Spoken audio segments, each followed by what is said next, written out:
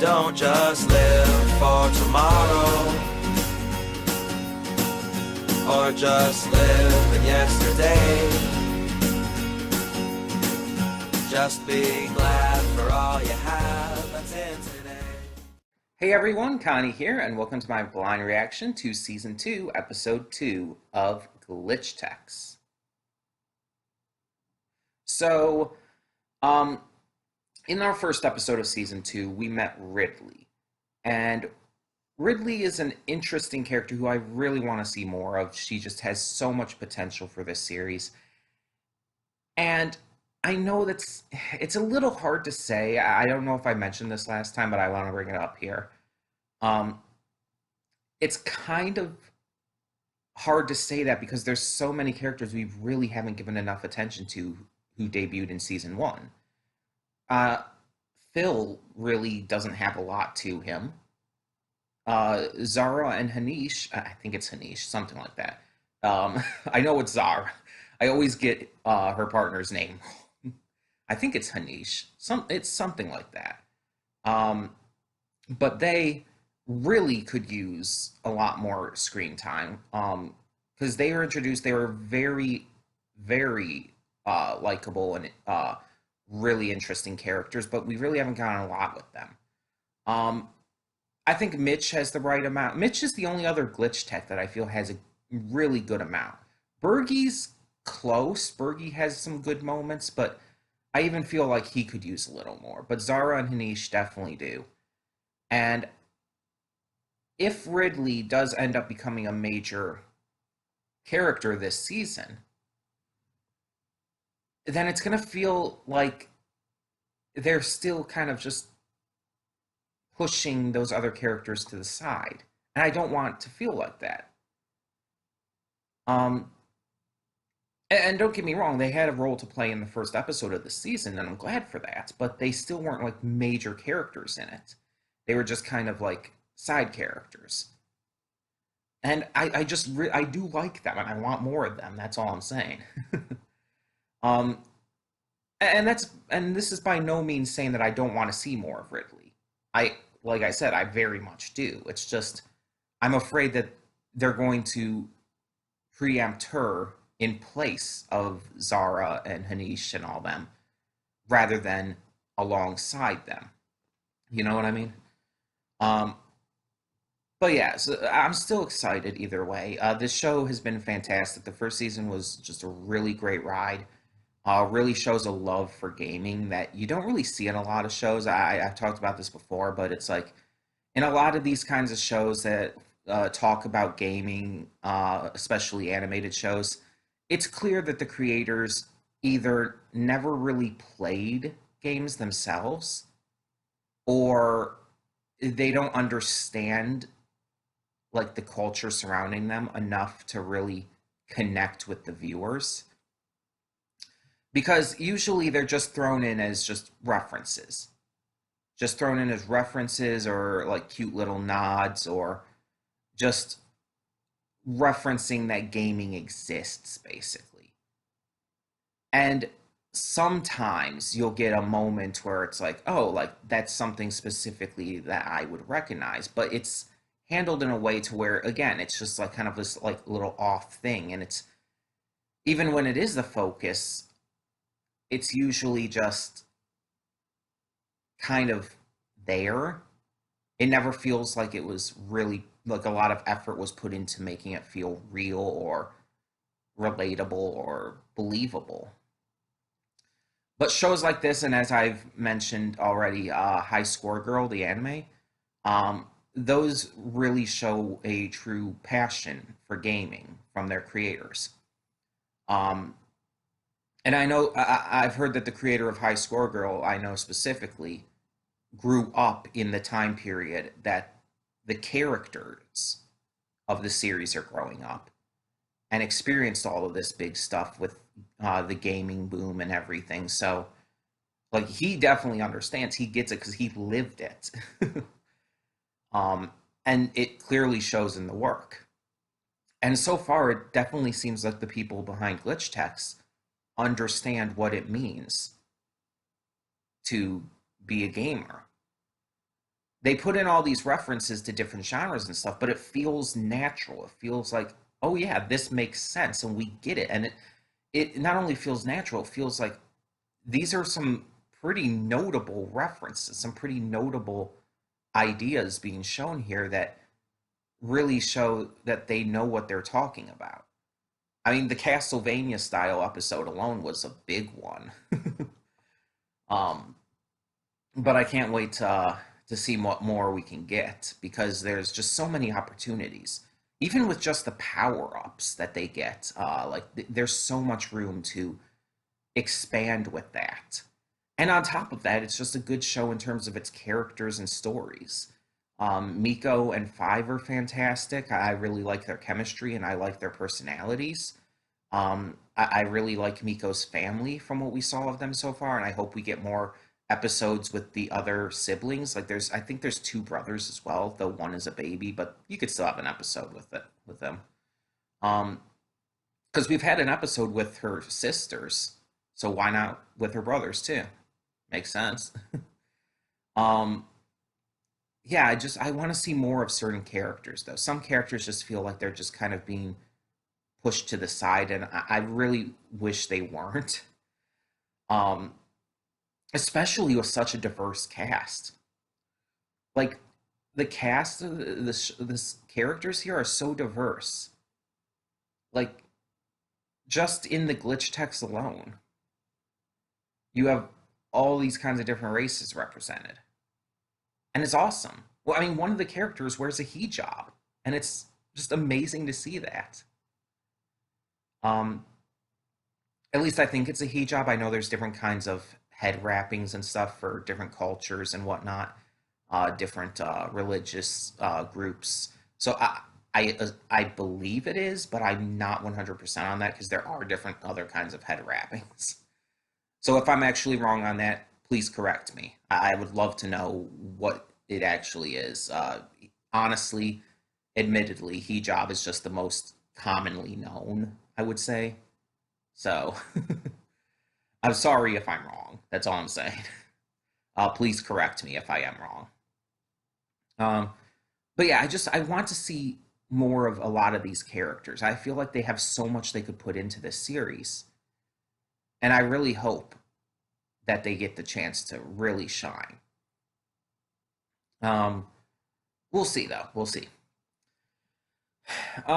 But yeah, I'm excited to see more. I'm excited to see where this season goes. I've heard good things. People are saying it's a really good season with some really good episodes, and I've seen plenty of people getting behind the call for more and for the series to continue to be renewed by whatever service. Well, Netflix, I guess. Yeah, I'm trying to say whatever service. I was going to say whatever service they're on. It's like one, I know they're on Netflix. Two, um, outside of that, it's like I think the reason I said that was because there's multiple shows going on right now, all of which are trying to like gain traction for more seasons.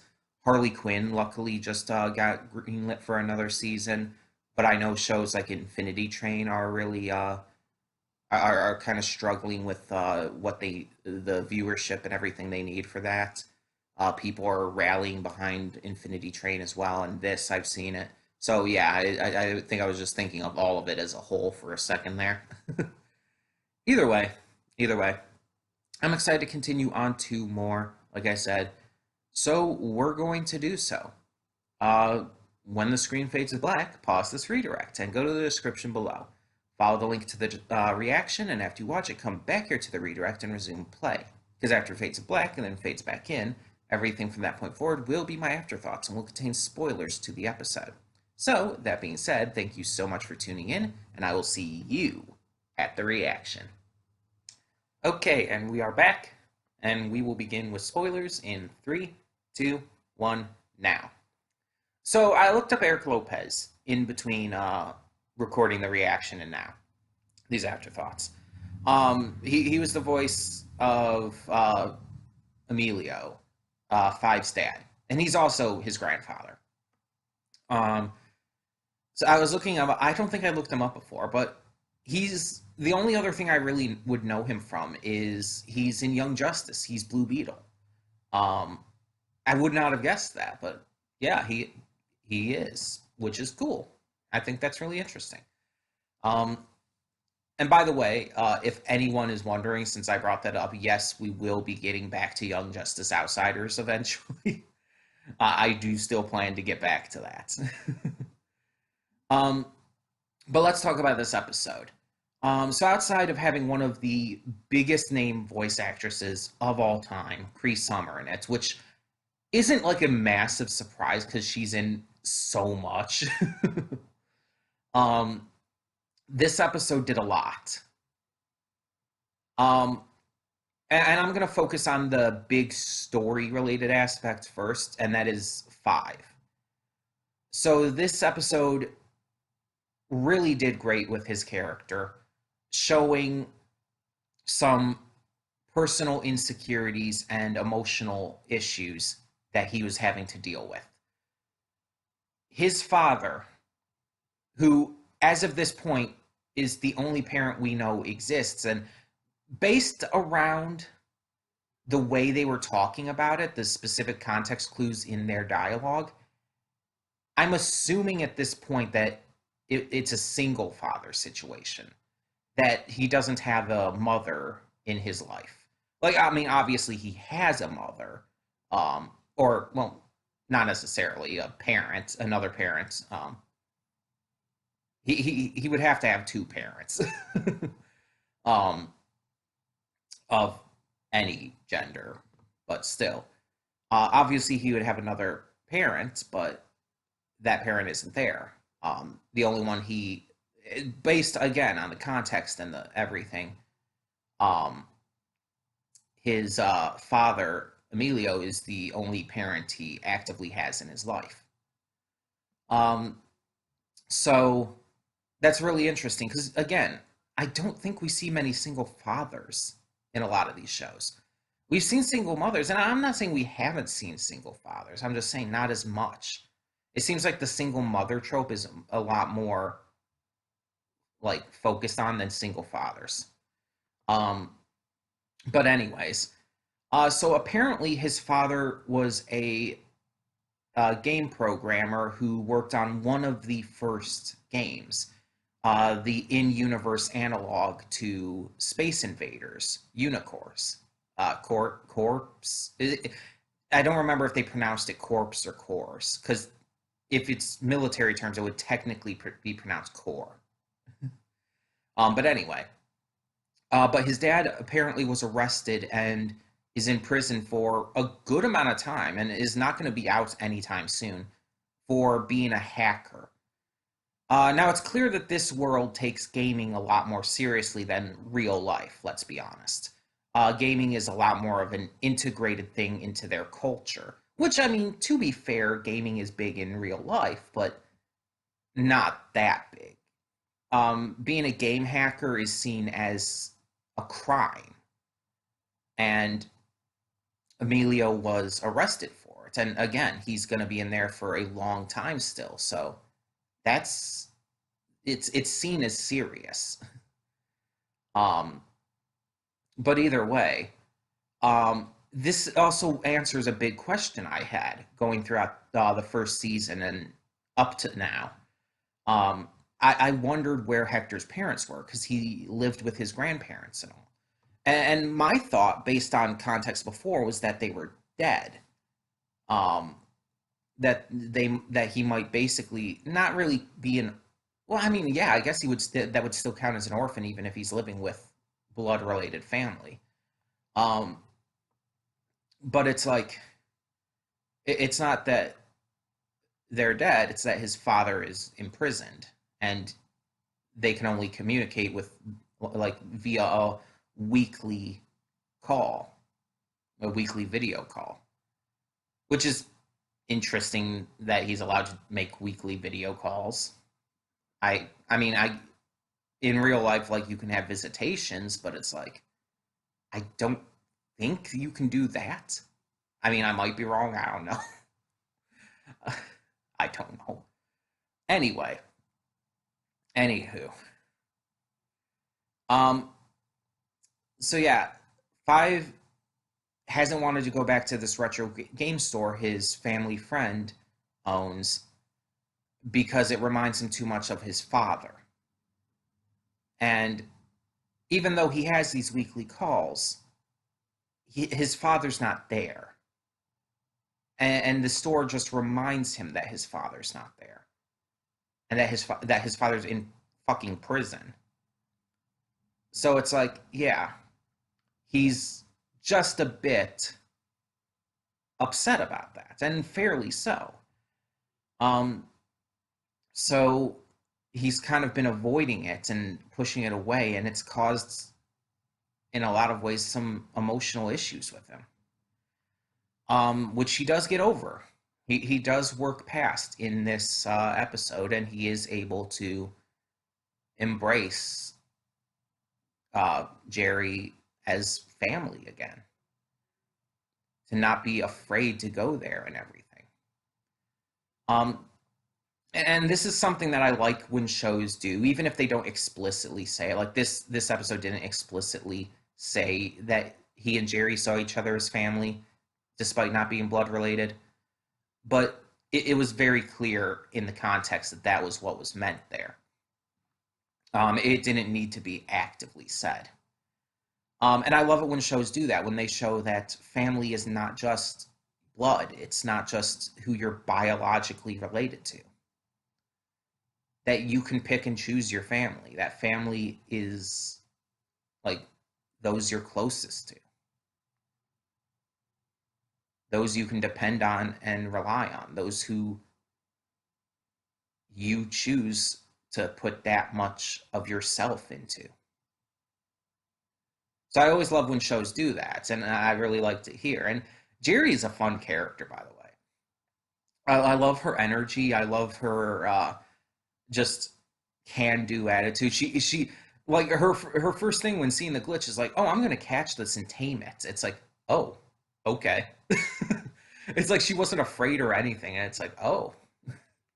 And Cree Summer, obviously, amazing voice actress. Like, I've been watching stuff pretty much my entire life with her in it.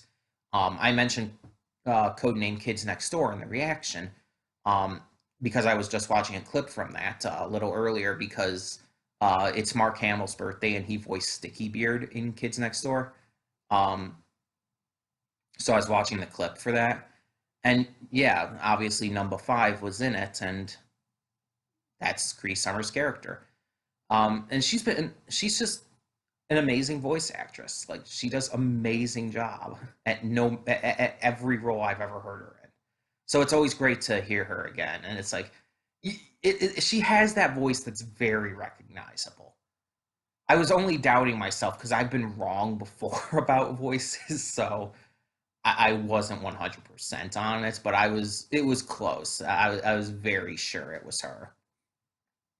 Um, but let's talk about the other aspect of this episode that ties into what I said in the pre-thoughts. So in the pre-thoughts, I talked about how this show knows gaming, how it understands gaming. And it's clear that the creators and writers know what they're doing and know the source materials. And when they make these references, they're not just empty references, they actually show depth and understanding behind them. And this episode did phenomenally with that. The explanation of the start of gaming, the integration of retro games, and even the argument of between Mitch and our main characters of retro versus modern gaming. This is all stuff that is very important to gaming culture. Like these retro games, obviously Ping is an allegory for Pong. I think that's the wrong word, but I'm going with it. And we know Pong is where everything really started with gaming. And we see these other games. I'm not sure what the B one was supposed to be in reference to, but it's clear again that the Unicorn one was in reference to Space Invaders, which Space Invaders was huge. And even people still play it to this day. I've played it plenty throughout my life. Uh, I think we had an N64 game of Space Invaders at one point. I don't know if my brother might still have that around or not. I think he has all the our old game stuff. But yeah, we had like this. It was like 3D models and stuff, and had like some extra stuff, and it was really cool. But yeah, like there's been tournaments and shit for Space Invaders back in the day. There were like these big like regional championships. I don't know if they ever went world, but there were definitely national championships back in the day. It was a huge deal. And so seeing like that kind of like love and representation for those classic games in here was fantastic. And talking about how it all started with a single pixel and everything, and it's like these people know what they're talking about. They understand gaming. And it's amazing to see. And it's like in terms of the argument, the debate on retro versus modern gaming. I mean, sure, I tend to prefer modern games more in the long run, but I also acknowledge how important and well, also fun retro games can be. They're extremely important. Like without them, we wouldn't have the modern games. That's undeniable. And they're still fun to play. I still play plenty of classic games from time to time. I have this. I have these. I guess you could call them emulators for the NES and SNES on my Switch Lite. It's part of like it's a. I don't know if I can show it on here. Oh, my battery's dying. Here, I don't know if you'll be able to see it because of the glare. It's right there in between Digimon and Pokemon. It's a Nintendo Switch Online thing. There's SNES and NES, and they have a bunch of great classic games on them. There's Super Punch Out. There's classic Mario games, all kinds of stuff, and it's like it's just really fun to go back and play those. I really enjoy it from time to time. Um, and yeah, again, I still tend to prefer a lot of the more modern games. My favorite games of all time are still the more modern games. But still, I still acknowledge and love a lot of the classic ones. I mean, I grew up with them. So, of course I'm going to love them. I mean, my first game of all time was Super Mario Bros. 3, so yeah, that should tell you a lot right there. Um, but yeah, I just I really love what they did with this episode, both on the character level with Five and on the knowledge level with the retro gaming and Ping and everything that they referenced as well. And yeah, of course, the show still does like the fun references in here, like when Five said "gotta go fast." It's like, oh yeah, it's a Sonic reference. We all know that. Um, again, especially because I just watched the Sonic movie yesterday. Just put up that reaction yesterday. Just great timing on that. Um, but it's like, yeah, of course, there's going to be fun little references like that too. But the show still proves it understands gaming culture and gaming history, and it's like I think that this show gets it even better than High Score Girl. Because High Score Girl like focuses on a specific era, but this is like getting it, this gets everything, and it shows that, and I think it shows it in a more fun way. Not that High Score Girl is not fun at all, but you know what I mean. Um, but yeah, I really enjoyed this episode for a lot of reasons. It did a great thing for Five's character. I can't wait to see if that goes anywhere. It introduced us to a new character, a new side character in Jerry, who's fantastic. Um, we did get to see a little more of the characters I wanted to, like Hanish and Zara. Um, and Mitch, it's like I kind of expect to see Mitch every now and again because he's not really a bad guy. He's kind of an antagonist, but also kind of not. He's just kind of a jerk. But yeah, I expect to see him every now and again. But yeah, we did get to see a little bit more of Zara and Hanish, which I do appreciate, even if it was only a little bit more. Also, that game that they were playing, it very much looked like it was probably something similar to D&D, a tabletop RPG like that. Considering they were rolling the dice and everything and all, but it was like, what did they say? It was like a video game based, or no, a board game based off a video game, based off a movie, based off it is just, I don't even remember the order or exactly what was said there, but it's like, geez. That's a lot. And obviously yeah, that's in joke in and of itself. That there have been games like that. Um, but yeah, it's like it's interesting to see them playing honestly something other than video games, because yeah, this series is deeply steeped in video gaming specifically, but to see other kinds of gaming like tabletop gaming is really cool too. Especially I love tabletop gaming, so yeah. It's really cool to see that represented in here too, even if it's just a small little moment. But either way, yeah, I really enjoyed this episode.